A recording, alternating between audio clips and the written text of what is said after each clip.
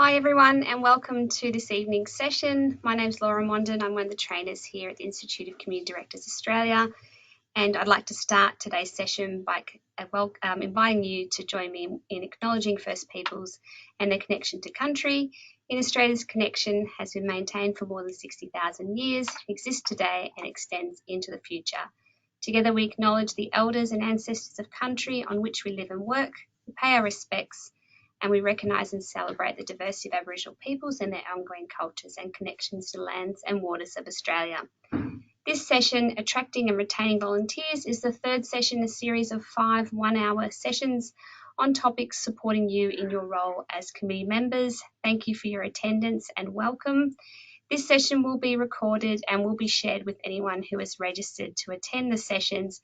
I'd also at this point like to acknowledge Mitch and Nicole from Smart Transformation who have made these sessions possible.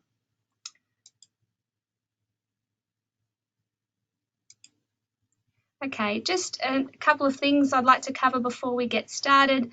I'd first of all like to introduce you to Grace, who'll be around to help us this evening with any technical difficulties we might be having.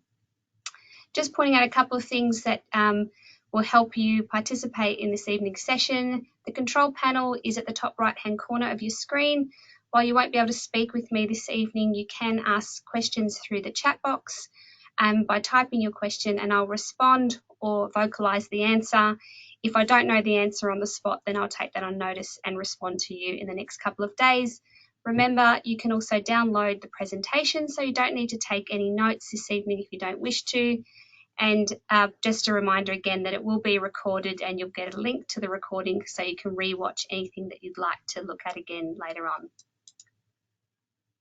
Just another couple of things in case you're having any issues with your audio. If you can have a look at the control panel, and as you can see there, you can select to turn on the audio and select where the audio is coming from.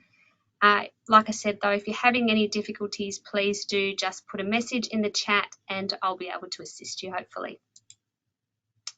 Another one there, again, that's where the chat box is, so you can ask questions. Hopefully everybody's found everything. Wonderful. We'll move on.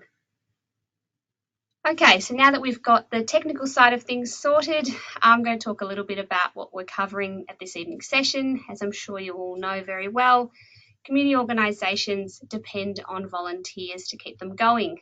From volunteer committee members like yourselves leading the organisations, right through to those helping run events, community events. Today we're going to talk a bit about volunteers with an awareness, of course, that you are volunteers yourself, so you're very clear on the reasons people do volunteer and what motivates them to contribute to the community in this way. Of course, it's that sense of community that drives much of the volunteer work that we see. And so today's about exploring some of the tools, resources and knowledge that you might utilise to help ensure your existing and future relationships with your volunteers. So we'll look a bit, give a bit of background about the changing face of volunteering. Then we'll also look at how your organisation can get ready for volunteers. You may already have them in place, but this might be about recruiting a new tranche of volunteers. You're probably doing some of those things already, but we'll just cover off some of the basics this evening. I'll also talk about how you might approach recruiting new volunteers to your organisation, and then we'll spend a bit of time at the end looking at how to manage and maintain our volunteers in terms of keeping them connected to your organisation. Pardon me. So our community is an organisation that supports not-for-profit organisations, and it's the one I work for. The Institute of Community Directors is part of that organisation. And our community did a study on the impact of COVID-19 for not-for-profits, and it showed, unsurprisingly, that volunteering was hit very hard by the pandemic. Our community surveyed 907 not-for-profit representatives and 1,027 members of the public to examine the impact that the pandemic had on the sector and what it needed to recover. So you can click on the link there if you're interested in looking at more of the survey results. So we know, of course, I've already said it, but it's also, I guess, it's been talked about in the media. We know the pandemic has hit hard in many areas, and volunteering has been one of those areas. And we know our volunteers are our most precious resource, so we've got to support, cultivate the relationship with them so that we can keep them happy and they can keep doing the fantastic work that they do for us. The not-for-profit sector represents 7% of the Australian economy. So without volunteers, the country essentially does stop because we rely on them so heavily. And Australia's always been a place where we could count on people to pitch in times of need. We volunteered for various causes at an impressive rate, which is really positive. For example, 51% of Australia's 56,000 charities rely wholly on volunteers, so they don't actually have any paid staff. So it's an amazing contribution that volunteers make to those organisations. And while we know volunteering has changed because of the pandemic, I'd like to explore a little bit about what that has meant in the next slide. So let's try and look at some of the issues and background that give us the understanding around the changing volunteer landscape. At the peak of volunteering in Australia in 2010, the Bureau of Statistics General Social Survey showed that 36%, that's over a third of the population, had joined up as volunteers. So that compares with the US and the UK, where the figures are 22% and 25% respectively. Unfortunately, since 2010, we've seen a continuous decline in that. So this is actually prior to the pandemic. There were already trends that are a downward turn in terms of the amount of people that were volunteering. So by the time we got to 2019, it seems like a long time ago now, pre-pandemic, the figures had already dropped to 29%. So the sector was already seeing a huge impact in the decline of volunteers.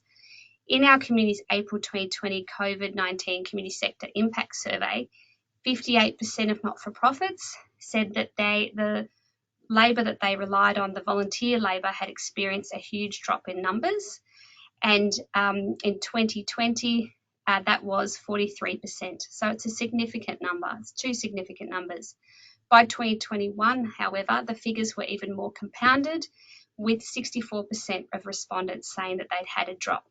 However, there is a glimmer and a glimpse of good news in that the latest survey showed only 34% reporting that they had experienced a significant decrease. So it is indicating that some volunteers are returning post-pandemic, and we hope that obviously continues to rise as we move further and further out of the critical pandemic phase. So although overall a large majority, 81% of 2021 respondents said the pandemic had affected their ability to manage and recruit volunteers, so it's still having a huge impact. So that's the recent history, and the reason I'm saying this is to give a bit of a scene setting for where we're at across the country in terms of volunteering. So finding a way forward. So volunteering has changed. So what can you do to bring volunteers back to your organisation in this sort of post-pandemic world? One thing you can try to do is to make sure your organisation is prepared for volunteers. And we're going to cover that in the next few slides. You could also start looking at what volunteers want out of volunteering. Your organisation might need to consider whether the tasks that volunteers were once prepared to do is still the case. Are people still happy to come along and do those particular tasks, or are they actually interested in other areas? The Bureau of Statistics recently asked people why they'd stopped volunteering, and for about 25%, it was purely COVID. So it was exposure, it was risk, and those people may come back. 30%, however, said they couldn't fit volunteering around their work commitments, and 22% said they couldn't fit it around their family commitments, and there was 3% that couldn't afford volunteering. So while the pandemic still had a huge impact in those numbers, and we know it contributed significantly to the decrease, some of the trends were already there. So people are busier, their lives are busier, their family commitments are greater, and that is having an impact on their capacity to step in and volunteer. So of course, what we need to do somewhat is actually find out, well, what do the volunteers want? What can we do to bring them on board and to attract them? So in tonight's presentation, we'll look a little bit at what motivates people to volunteer. And this doesn't just apply to young people and new volunteers, it's people in general who are volunteering. So people value flexibility. So they want to be able to contribute around their own needs. So we've already talked about the fact that people have increasing family responsibilities.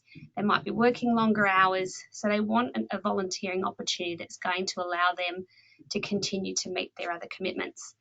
They're also engaged in short, personalised, more bite-sized opportunities. And this doesn't mean every volunteer wants that, but this is some of the trends that we're seeing in our work here at ICTA. They also might, you might have to articulate what's in it for them. So the volunteers themselves are no longer just turning up saying, hey, I'm happy to do anything. They might actually want to know, well, what's in it for me? What can I get out of this? And we will talk about that in a little bit. They also want to be able to use their brains as well as their brawn. So an opportunity to contribute their skills. They might have a particular set of skills in their professional life that they want to actually apply to a volunteering situation. So I guess that's something to think about as well in terms of the kinds of jobs and tasks that you might allocate to a volunteer. So essentially it means rethinking the approach that you might have applied in the past into this new world of volunteering. Now in this next section, we're going to look at some of the things that you should consider when you're preparing for your volunteers. So again, I mentioned earlier, you might already have some of this in place, but it's worth mentioning again for those who haven't, who are perhaps starting out volunteering or who maybe are rethinking how they approach volunteering. So we're going to cover a little bit about the rights of volunteers, insurance considerations, job descriptions, and job analysis. So volunteers, you may be aware, are not covered by awards and workplace agreements like paid staff, but they still do have rights while they're volunteering with you. If you have these front of mind at the outset, you can set yourself up to develop positive volunteer relationships that are beneficial for everyone. Volunteering Australia, their link is on the PowerPoint slide that you see there, has some really great resources that look at this, and they've actually got a checklist, there's a very tiny little picture there of the checklist itself, but you can download the full checklist by using the link. So I'm not going to read out the whole list, but essentially some of the things that volunteers have a right to have is a health and safe work environment. Everybody has that right, and volunteers are included. They have a right to be covered by adequate insurance, and we will talk a little bit about insurance in a moment. They have a right to be reimbursed for out-of-pocket expenses, and we will talk about what some of those might be. They have a right to have a job description that gives them clear guidance on what's expected of them and expected hours of work. They also have a right to be oriented appropriately and inducted into your organisation. So they know who's who, they know where all the amenities are, and they're made to feel welcome. That's a really important part of starting a new volunteer at your organisation. And they should also be provided with sufficient training so that they can do their job properly. So we're thinking about your current volunteers. Can you provide them with a safe place of work? Have you provided them with the proper induction? It's never too late to go back and do that, even if some parts of the induction process might have been missed because it wasn't the right time or a lot was happening. It's not too late to go back and say, hey, I don't know if we covered this off in the first few weeks or few months, but we're going to do a new induction process, so we'd like to test it out on you. Could be one opportunity. So one of the things that was listed on the checklist that I mentioned earlier is insurance for volunteers. So I've put a few links on there that I think would be valuable for you to take a look at. Essentially, you have to check that it's essential to check what coverage you have for your volunteers, and you have to obtain your own insurance policy. So this information will be provided to you by your insurer. If you're unsure, you would ring up and ask them for details on the policy and what level of coverage. So it's really important that you have access to that document. As the committee and the governing body of the organisation, you're responsible for making sure that adequate insurance is in place. And you also want to understand what exclusions are, so that can be perhaps explained to the volunteer as well. And just as a side note here, it's good practice for the organisation to know exactly who is volunteering for you at any one time. So having a list of all your volunteers and perhaps a sign-in sheet or whatever process you put in place so that you know who's there at any one time is really important for good governance and good management of your volunteers, and also having information about an emergency contact just in case something does happen is some of the same stuff that you would do for your staff, you would absolutely do for your volunteers as well. Because they are, while they're unpaid, they still are working for you. They're undertaking responsibilities. So the last two links on the page relate to general types of insurance that also might be worth taking a look at. Directors' liability insurance covers volunteer boards and is definitely something you want to have in place. So it's worth having a look at. Public liability insurance, what the exclusions are, how much you're covered for, building insurance, etc. Obviously, there's insurance for just about everything, but one of those links actually gives you a bit of a list of some of the things as a not-for-profit that you should be considering insuring. Now, a volunteer coordinator is something, given the complexity we've already described. I mean, volunteering doesn't always have to be complicated, but it is a real thing. So it is important to put in place some structure around the role. So it might be worth considering putting in place a volunteer coordinator that can help coordinate volunteers, but also help manage them, induct them into your organisation. That's particularly important perhaps if you have more than one volunteer or you have a big pool of volunteers, so that you've got somebody who has that knowledge. It could be a committee member, it could be a staff member who's allocated that responsibility, and just depending on the size of the organisation. And like the slide says, the coordinator can oversee the development of job descriptions, help advertise roles, help induct and train volunteers, and also provide supervision support, and also that all-important recognition, which we'll talk a bit about later at length. Okay. So what types of tasks can volunteers do? Well, the list, as you can see on the slide, is very comprehensive, and there's a million other things that we could add to it. So volunteers can really help you with anything that is appropriate and that your organisation needs. So the possibilities are varied, and having someone in a voluntary role can potentially be a fantastic asset for your organisation. And there are things on here that you might already be doing, but there are others that you might not have thought of. So one of the obvious ones possibly is maintenance and fundraising events, but they can also provide admin support, visitor engagement or management, and also help in times of disaster. So volunteers can be utilised in many different ways. Planning what volunteers can do, such as having a list of jobs, can be really valuable, so that when people are turning up or they're ready to go, you've actually got tasks already in mind that they can complete, and also will help you utilise that person's time well. There's nothing worse, I think, than a volunteer coming to your organisation and they're all ready to go and they've allocated half a day, and then there isn't really much for them to do because nobody really knows what tasks need doing. So having that sort of list of maybe some of those one-off jobs, but also some of those regular bits and pieces that somebody needs to do could be appropriate for a volunteer. So volunteering tasks should have oversight, coordination, and good communication. So the volunteer should have a clear understanding of what's expected of them, perhaps who is responsible. So that might be the volunteer coordinator, or it might be a staff member on the day, and also who they should be communicating with. If they don't understand the task, or if they're having some difficulty, or if they've finished early, they've got someone to go to, so they're not sort of by themselves at the organisation. So this is where community members can have a really important role to play. Like with anything, a little bit of planning can go a long way, and we're going to explore some of the different types of volunteering that your organisation might utilise. You may already be doing some of them. So job analysis is something that you do when you're looking at, well, what tasks do we need done? How do we want them done? And why are they being done? So this can help really help inform your job description. So it's important to have a look at, pardon me, those tasks that you know need doing, and how you might approach them and how they might inform the next step, which is creating that job description. So it might just be about creating a list of odd jobs or things that have been put off for some time, staff can't do that, or simply just there's not enough resources, so a volunteer could undertake those tasks. So once you've worked out what tasks need to be done and how, the next step is to build that job description. Again, that might be someone that is, the person running the job description might be your coordinator, but it doesn't have to be. You might have a human resource person or manager at the organisation that might take responsibility for this.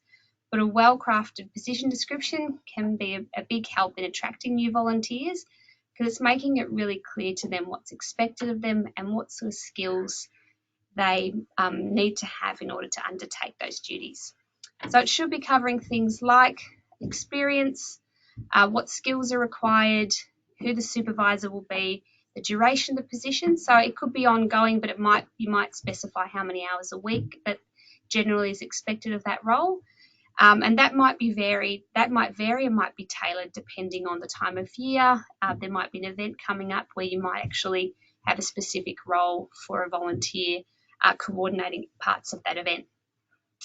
So the position description should also include an overview of activities and purpose of the organisation, because that's what's connecting that volunteer to you, to who you are and what you're about. So you really want that human connection element to the volunteer, not just to come and do work, but also to connect them to the purpose of your organisation. And where possible, their preferences should be considered. Not always possible to accommodate everything, but certainly you should be at least asking a volunteer what their preferences are in terms of times and days that they are available. The point is, I guess, we're trying to make here is that paid staff and volunteers have some similar requirements in terms of job descriptions, clear guidance, training and induction, which we'll get to in a moment. There's a little bit of information there about what to include as well. I won't go through that again. Okay, so we've talked a little bit about how you might prepare your organisation for volunteering and what tasks your volunteer might do and what you should include in a job description. So now we're going to take a look at how we're going to get people in the door. So we've got the role, we've identified the tasks, how are we going to get people to come and volunteer for us? So some of you may already have really strong connections with your local community and existing pool of partnerships. So you're across all of this stuff, but always worth finding out just in case whether there's other opportunities. So we're going to cover briefly a bit of background about volunteering and show you how you might use this information to attract new volunteers to your organisation through the recruitment process. So we're going to look a little bit at information about who's most likely to volunteer. So that might help you target who you're recruiting, where they like to volunteer and how they like to volunteer and why they want to volunteer. So understanding this and making that connection pardon me, with what your organisation can offer can really help you in the recruitment process. So we did talk about declining volunteering earlier, which is a bit doom and gloom, but there is some good news. So while there has been a decline and there's been the impact of the pandemic, heaps of people are still interested in volunteering and they're doing it still in huge numbers. So yes, there's been a decline, but the overall numbers are still amazing. So according to a report titled Key Volunteering Statistics published in 2021 by Volunteering Australia, it's estimated nearly 6 million people are engaged in volunteering annually. So that is a huge number of people. So when you add it all up, volunteering contributes a staggering amount to the economy and in community life in Australia. So it's a really important part. And I think as we get progressively further away from this critical pandemic time, those numbers are going to start picking up again. I think the numbers speak partly to the fact that people love to contribute and they like to be connected to their community in meaningful ways. And I'm sure people are feeling that more acutely after the last couple of years and the challenges that people have faced.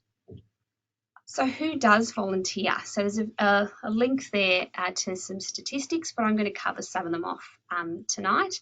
So the group most likely to volunteer are adults between the ages of 40 and 54 and the age group between 55 and 69. So there's still a great spread of volunteers, 15 and up. So it's not to say no one under 40 is volunteering, although those volunteering in the other age categories, there's a correlation between the ages of 40, 54, where there's a strong percentage of those who are parents participating and volunteering in sports that their children are involved in.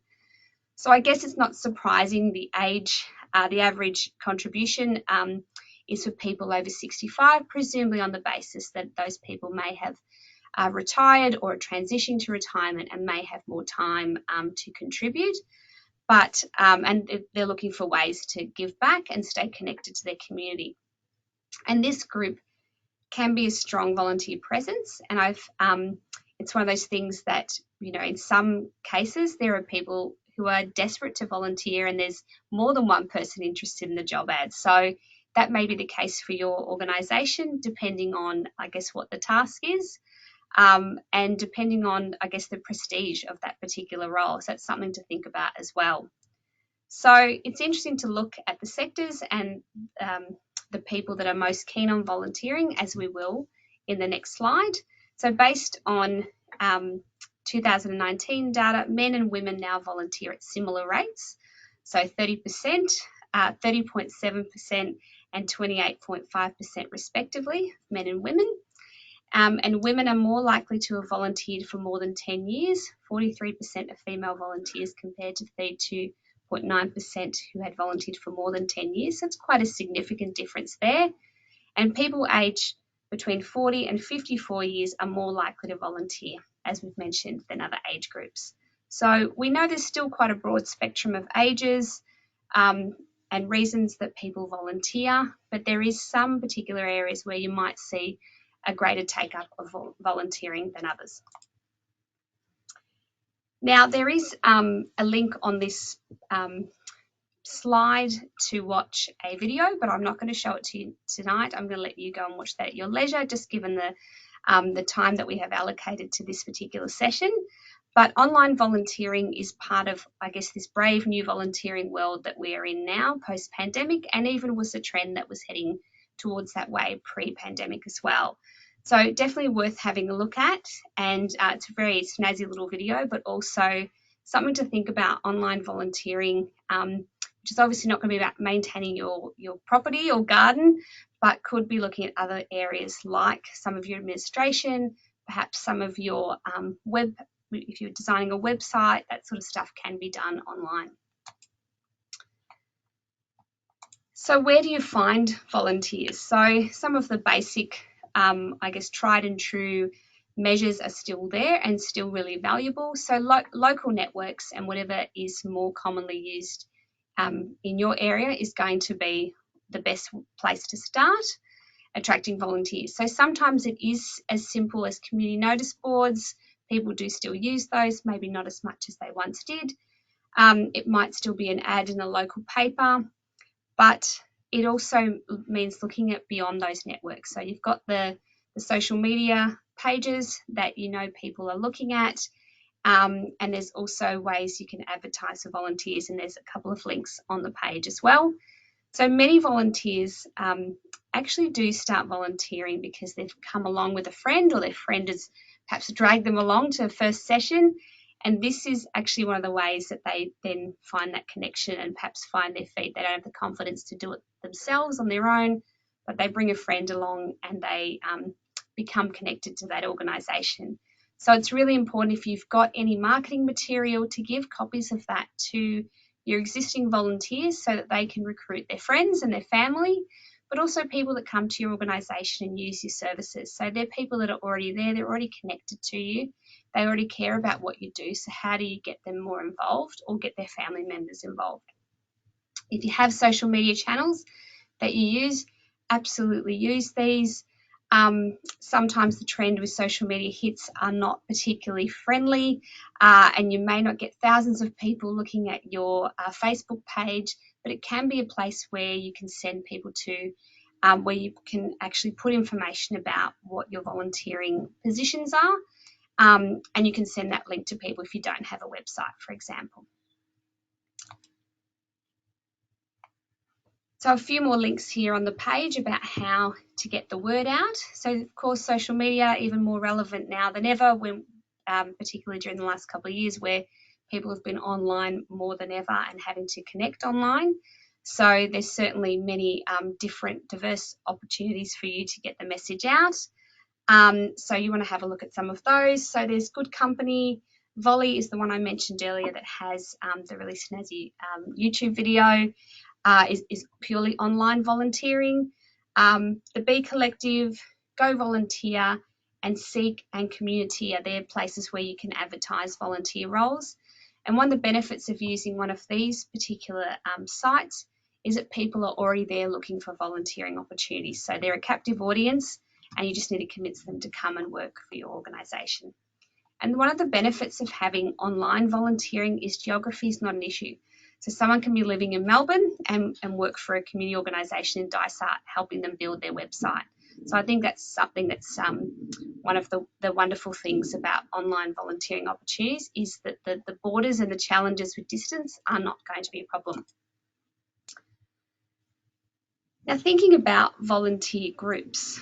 At this point of recruitment, we've kind of focused on individuals and individual roles and job descriptions. And as you've touched on, many volunteers, you already have volunteers on board through your local partnerships, but this is sort of thinking about looking beyond that as well. There are other groups out there that may be interested in volunteering for your organisation that you might want to target. So looking beyond just getting one or two people, but actually getting a whole group, helping you with perhaps a particular activity that's coming up or an event, and you need more than just sort of the ad hoc or a couple of hours a week. You actually need a concerted and larger effort, so a larger group of people. Perhaps you get them on board to also recruit further volunteers, which is, as I mentioned earlier, often people will volunteer because they have a friend that does so, and that person then kind of brings them into the fold, which is really lovely. Sometimes there's local groups like Rotary, Lions Clubs, Scouts, Girl Guides that are looking for ways that they can support the community. It's part of their ethos and they want to be able to give back in that way. And they've got groups of individuals who are happy to contribute. So that's an opportunity you could look at. I understand there is a Lions Club in Dysart. So if that is a group that you're connected with already, that's amazing. If you haven't, perhaps it's time to reach out and see how you might partner together on an event or something that's, I guess, of mutual benefit. Now, volunteer sign up. This is just a couple of sign up websites that you can use where people can sign up to be volunteers. Worth having a look at. So they're free. There's no ads, there's no spam. They're by volunteers, for volunteers, and they're mobile friendly too, which is really good.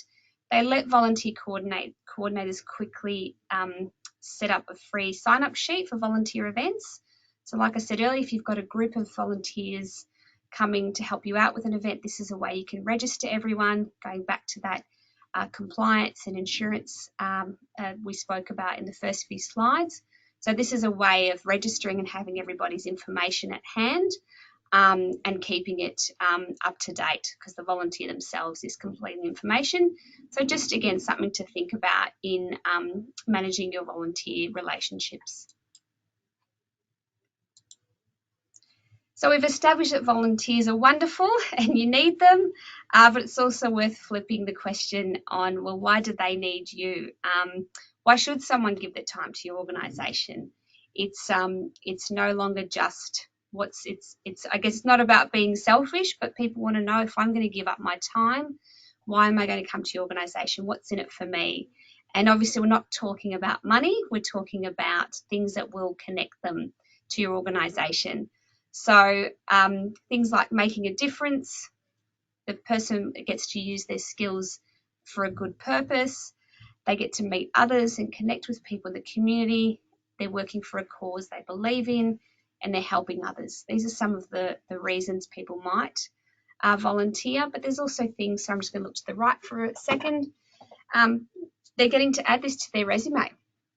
So it's an opportunity to build skills. Sometimes the training that can be offered to a volunteer can really help them in their professional life as well. So it's worth thinking about not just attracting people to say, hey, we're a great organisation, you should come and volunteer for us, but thinking deeper about, well, what's in it for them? Thinking like yourselves, well, why are you doing it? And think how you can transfer that to, I guess, a new tranche of recruits.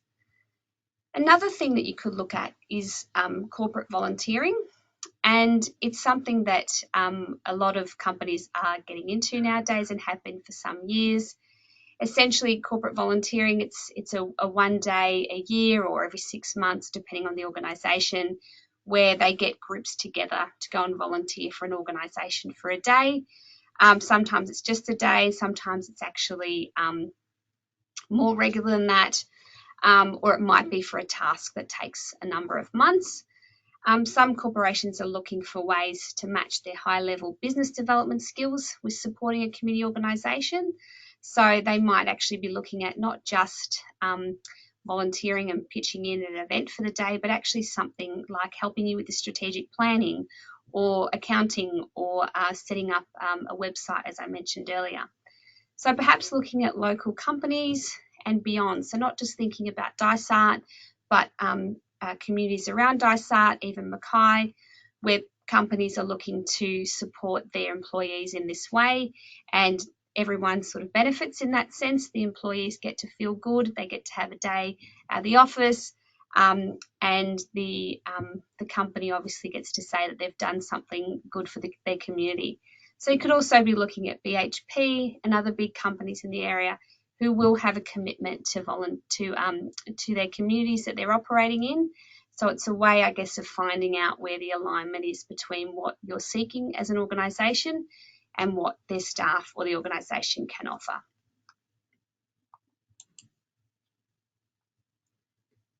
Okay, so if specific skills are needed, it'd be good to try and identify particular groups. So we talked about the groups before, like the Provosts and the Rotary, but there might be other groups that you might target if you need a particular thing done. So that might be industry associations, local businesses we've already talked about, but it also could be TAFE and university courses.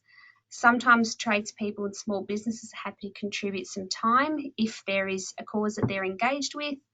Likewise, TAFE and university courses are often looking for practical ways to get their students involved in community activities. Just be aware that if it's something like an actual traineeship or internship, there can be some insurance and agreement implications that you need to look at before entering into those. But there are opportunities like that are out there, so they're worth thinking about as well. In these instances, as with all volunteer experiences, thinking about how you can best make the experience positive is going to lead to more sustained volunteering. So hopefully if they come for that one-off thing, they might actually stick around and become a regular volunteer at your organisation. Another area to think about is youth volunteering. So has your organisation worked with any youth organisations? We talked about the Scouts and Girl Guides earlier. There are other organisations out there, but this is something that's worth considering. There are lots of areas where youth volunteer programs want young people to have those experiences and have those opportunities to gain new skills and connect with their local community. So it's a really important community connection and benefit, obviously, not just for the young person, but for the organisation. But young people often find it difficult to get work experience, so these sometimes can be an opportunity for them to have that. Obviously, having appropriate supervision and training in place is going to be even more important because of their limited work experience. But thinking about how you can get young people interested in your organisation is another thing to consider. Work experience, I'm assuming it's year 10, but even looking at year 11 and 12 students, they're about to graduate from high school.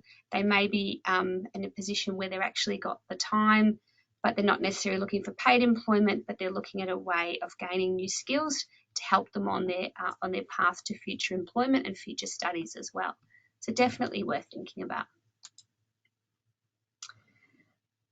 Excuse me. Now in this next section, so we've talked about why people volunteer. We've talked about some of the changing face of volunteering. We've talked about setting up for volunteers and getting in place those basics like the job description. Now we're going to talk about, and we've talked about recruitment, of course. So now we're going to talk about what happens once you've got your volunteers. So we're going to look a little bit at induction, training, managing volunteer performance, and of course, all important recognition and acknowledgement of your volunteers.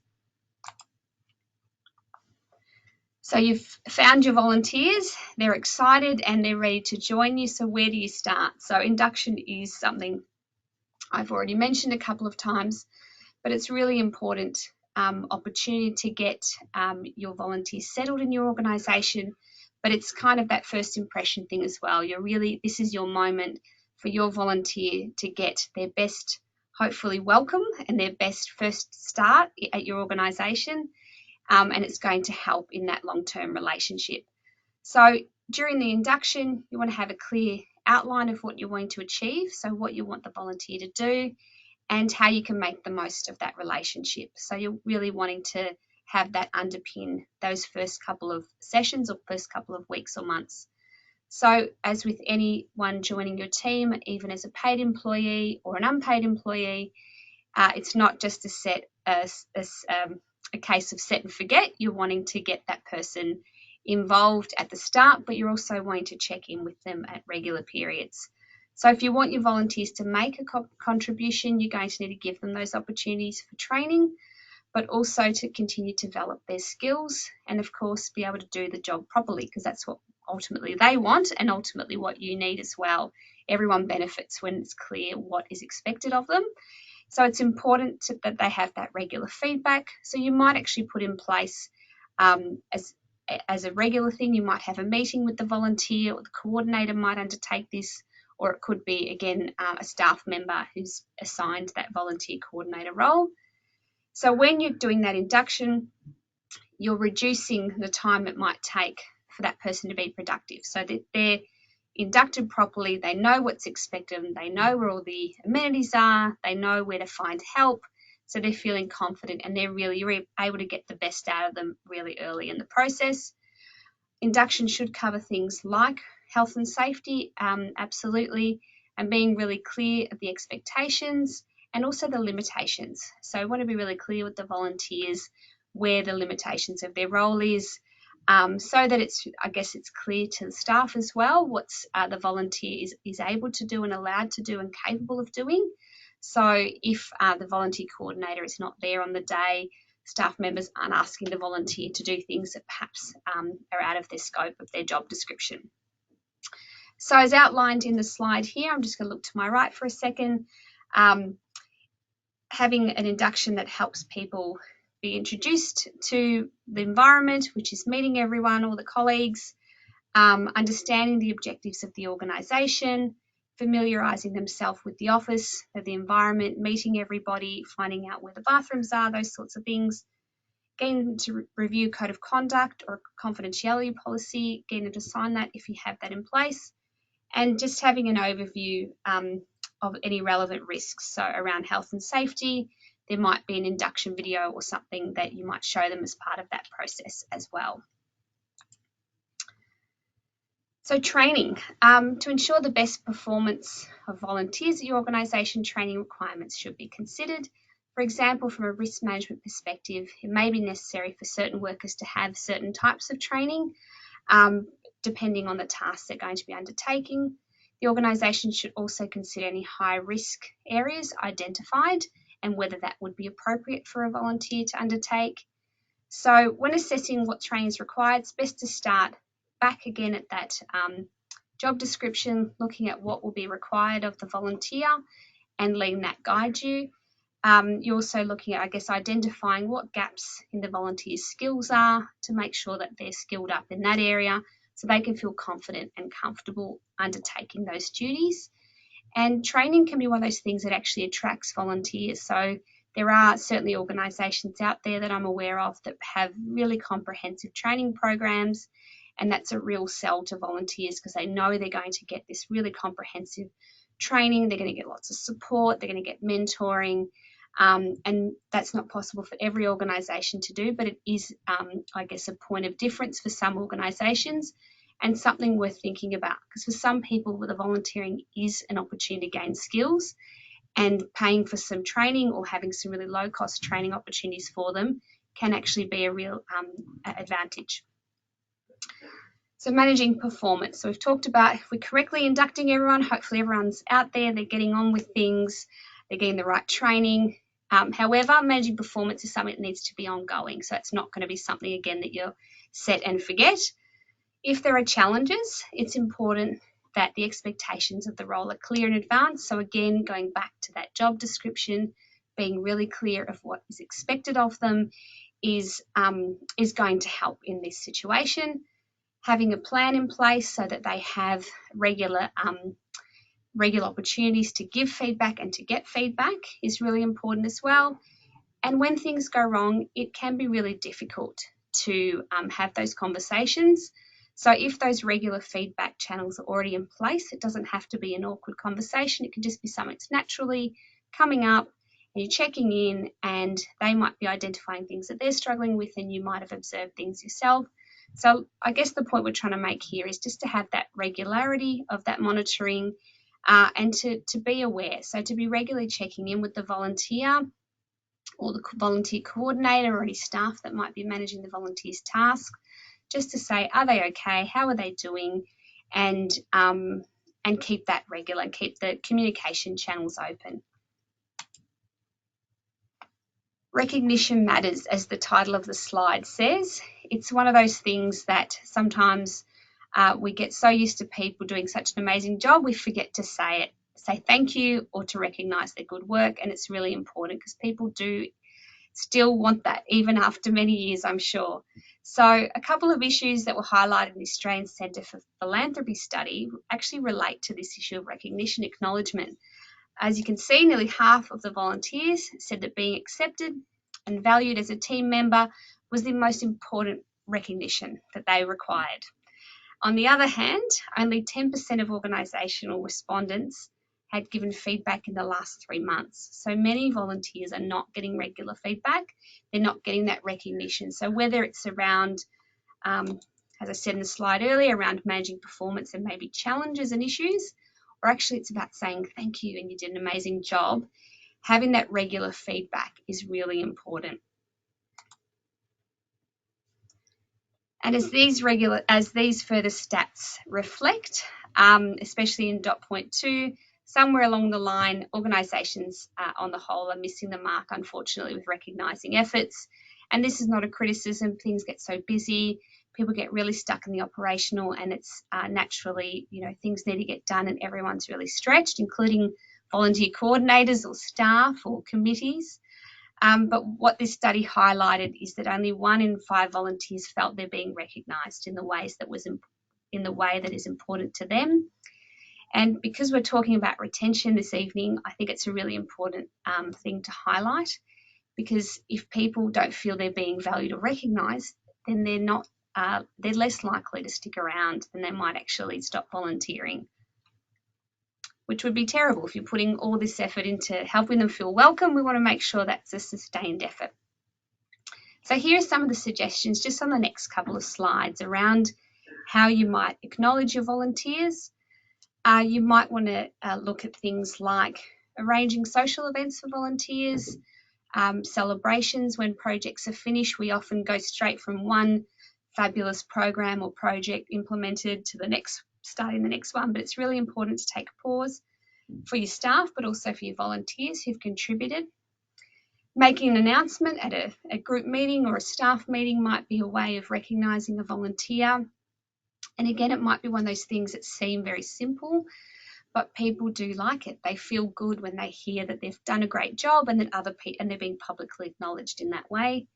You might mark anniversaries. So if you've got volunteers that have been with you for some years, there might be an anniversary that comes up. Their first might be really exciting, and then like a 5th anniversary. An organisation that I'm part of had someone open the building every day, turn on the kettle, get everything ready for 10 years. I mean, that's an incredible, 5 days a week, by the way, for 10 years, an incredible effort that was very much recognised by the organisation. But those milestones are really important to recognise if you can.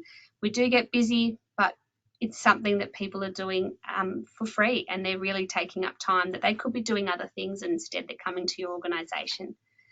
So try and be immediate. When someone's done an amazing job, it's good to be able to give that feedback straight away, because that's the time when they're going to get the biggest effect and the biggest buzz. Be specific, pardon me, and be consistent. Recognise everyone's achievements, so obviously not just one particular person, but making sure you're recognising the efforts of all the volunteers. You might send letters. Next couple of slides, I've got some information that you might include in a thank you letter or an acknowledgement or a certificate of achievement. Those things do still hold currency. They sometimes seem overly simplistic, but people still do value them. We value that connection and that recognition, and that is one of the main reasons people are volunteering, for that connection. So to have it recognised, I think, is really important. So just here on the slide, You'll get a copy of these slides, so you can just copy and paste the text if you want to use it.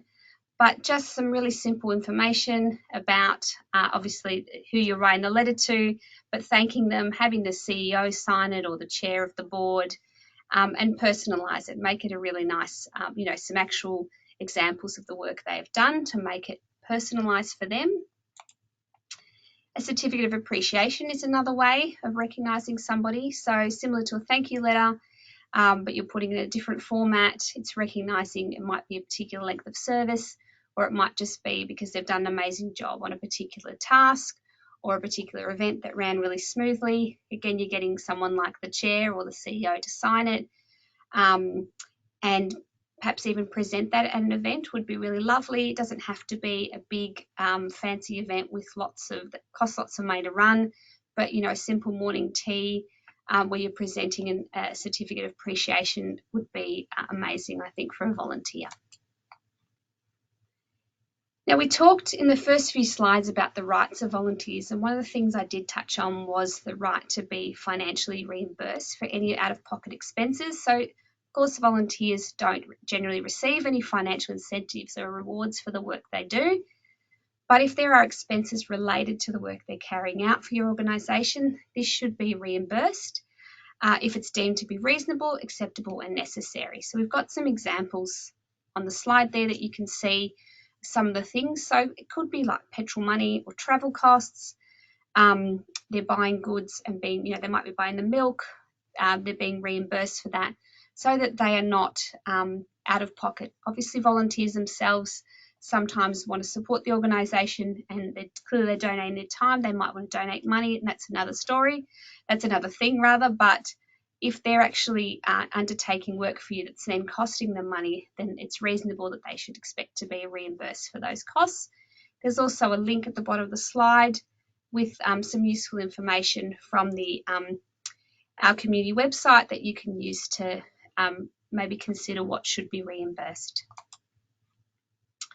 Now, I'm just going to cover off just the last few minutes that we've got. I'm going to talk a little bit about the next couple of slides, just working with children and child safety, because it's something worth knowing. This does apply to volunteers as well as paid employees. So I'm going to cover that off before I'll give a last chance for any questions. I haven't seen any yet, but if there is any final questions, I'm happy to answer those. So children and young people in Queensland that are involved in childcare, schooling, health treatments, refuges, clubs, church groups, etc., obviously have adults that work with them in those situations, and most adults do an amazing job working with young people. However, there's always risks. So it's a responsibility of the committee to make sure that they are managing those risks, and being a child-safe organisation is part of that. So as stated on the slide here, if your organisation does interact with children, you have a legal obligation to identify any roles, and that could be including volunteer roles that are child-related work. Ensure that all employees or volunteers working in child-related work have a blue card in line with requirements, and that you keep a record of individuals' blue cards, numbers and expiry dates so that you can check those periodically. And there is some information on that very long link on the bottom of the slide that you can take a look at that can give you more information on the blue card requirements. And just another slide here, pardon me, on being a child-safe organisation. As mentioned previously, organisations that involve children in their work need to keep children safe in those environments, and having in place child-safe policies and practices is the best way to reduce risk. Of course, the blue card being one of them, but not the only thing that you would do. The Queensland Department of Children, Youth, Justice and Multicultural Affairs encourages organisations to use a range of responses to manage any potential risk, including meeting their legal obligations like the blue card, but they should be looking beyond that. And while a criminal record check is an important tool, as is the blue card, it's not the only tool that you can use. So implementing effective child-safe policies and practices is essential. It's one of those things I guess people find difficult to discuss and think about, or raise a concern with anyone that they might be working with, but it is an obligation under law. There's some information on the slide there if you did have any concerns, a number you can contact, and the regional intake team for the Children, Youth and Justice and Multicultural Affairs Department is also there. Okay. So we've come to the end of our session this evening on recruiting and retaining volunteers. I hope you found it valuable. Before I head off, I'm going to highlight we have 2 more sessions, 2 more 1-hour webinars coming up in the next few weeks. We've got one on Monday the 30th of May on budgeting, and we've got one Thursday the 2nd of June the same week on social media. I highly encourage you to attend those sessions. I would love to see you again. If you're able to come, please tell your colleagues and your fellow committee members to join us. We also have my colleague John coming up to Dysart for a face-to-face session on Saturday the 11th of June, which I encourage you all to attend also. I'm sure he would love to meet you. And just here is a page of some of the resources that I have referred to throughout the session this evening that you may want to look at your leisure. Lots of information to take in. I'm aware, hopefully you found it valuable. Any questions before we're a couple of minutes left for questions? If anyone has any final questions. No. I think we're going to just say a very sincere thank you for attending tonight's session. I hope you enjoyed the webinar. As always, invite you to give your feedback, please. You'll be receiving an email in the next couple of days with a survey to complete about this webinar. If you would like, I encourage you to fill that in, and please do give honest feedback. We learn from it. We'd like to know what information you would like to hear more about so that we can prepare for future webinars, and we look forward to having your company again. So thank you and goodbye.